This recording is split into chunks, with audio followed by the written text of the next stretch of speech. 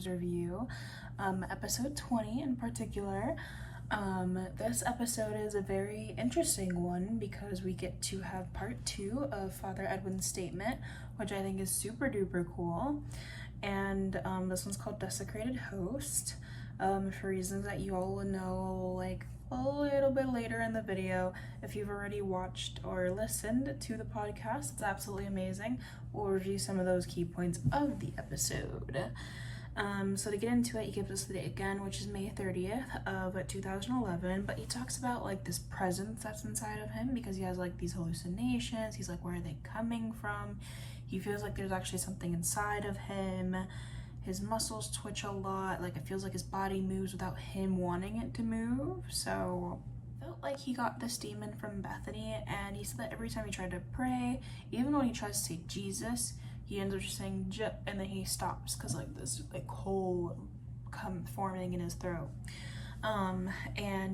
He opened the Bible a lot, and he like is trying to figure out some words that would give him some sort of comfort, but all the words that would give him comfort, as he was staring at it, the little words would turn into black ink stains, and then he couldn't read it anymore, and he was just sitting there like, what the fuck is happening to me? Which I would say the same if that happened to me too. No one really ever bothered him. They figured that he was just having a bad time, like maybe after the exorcism, like everyone was like, maybe we should leave him alone, maybe we should give him some time off. But he really wanted to speak to Father Singh, which was someone who was really, really important to him. So he went to the church, and as he was approaching Father Singh started backing away like, and then he asked if he could speak to him, and Father Singh was like, yeah, sure, whatever. And as he's speaking to him, Father Singh is like, do you want to talk about this in the confessional? And so Edwin is like, sure, okay. So they go into the confessional, and he's like spilling his heart out, he's crying while he's talking. And then in the midst of all this, Singh tells him, and I have a specific quote from that, Singh tells him that he committed the sin of spiritual pride. He said that whilst smiling, and that was really, really weird. And so he was also told that some of the sins that he had came from when he was younger, like when he was 16 and he stole money out of his mom's purse to go buy cigarettes. That's when Edwin starts to notice something. He notices that Father Singh normally has an accent because he's not from that original area, but this Father Singh doesn't have an accent. So he was like, what the fuck is going on? So he gets up and he runs out of the confessional, and he runs past two priests, one of those priests being Father Singh himself, who looks very, very concerned. And so he keeps running and running, and he runs down specific roads, and he feels his muscles twitching again, like he's moving towards a specific destination. And so he finds himself in front of a different church that looked like it had an eye that was focusing in on him. And so the doors opened as if they opened from within, like that big whooshing like scene. I'll try to find a picture of it to show you guys. And this guy shows up, and he's like dressed like I don't know, like he's dressed in all black basically. And so all he says, and he's sitting there pale, all he says is time for mass. And then he enters into that church. Apparently there was like no crosses or statues anywhere. There was candles everywhere, and he went to go sit down with this crowd of people, and the entire crowd of people were all dressed in black. Their mouths were wide into the biggest smile in the world, which is fucking creepy, very culty.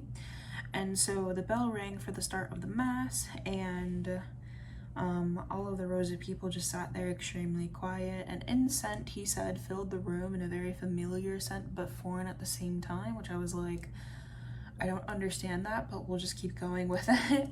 And he said that the person who was speaking in like the front podium, he could have sworn that he thought that he was speaking, but nothing but the bell kept coming out of his mouth. Like the sound of the bell kept coming out, and he was getting really freaked out. Then that's when the sound of the bell came out of his mouth too, and as soon as that happened, he fell to the ground, but no one like helped him or turned around to look like why he did that. And then everyone starts to get like their wine and their bread, because apparently people still do that in this culty church. And so everyone says a little piece or a little word as they go up, and he goes up and he can actually say certain like Bible verses. And so as he's saying these Bible verses, everyone disappears. as he's saying it. And he said that he returned to the host on the altar and he ate, but then he realized that what he was eating wasn't actually what he thought that he was eating. And this is where things kind of like take a toll, because he sounds very confused, very concerned, thinking that he's a person. He goes between this line of dream and illusion quite a lot, and he gets very confused as to what is real. Then he says he kind of like awakens and he sees a bunch of corpses around him, and he sits, and as his punishment he waits for the police to show up, and then the police show up and he pled guilty. The old colleagues and bishops came, but every time they went to go visit him in the prison, all he could hear when they spoke was the bell over and over and over again. But that was all of the context of this episode. We can go into the little important notes part, which I think is more exciting than the actual context itself, because a lot of the churchy stuff kind of just goes over my head, which I know I'm gonna have to work on that, but it goes a little bit over my head. Anyways, so of course, Mr. Sir says that the second part of the statement was misfiled in a different file. Then he's like, Gertrude actually reads these? Nah, she just misfiled everything, which I think she reads them, and I think there was a reason that she had a little organization. Then he realizes that everything that they say about Bethany seems to be true for the most part. She was a student studying archaeology, and her faith in her hospitalization and death is all accurate except for the place that she lived. She apparently lived in Horns, which was a dorm, and not at the house off campus, which was on Bullington Road.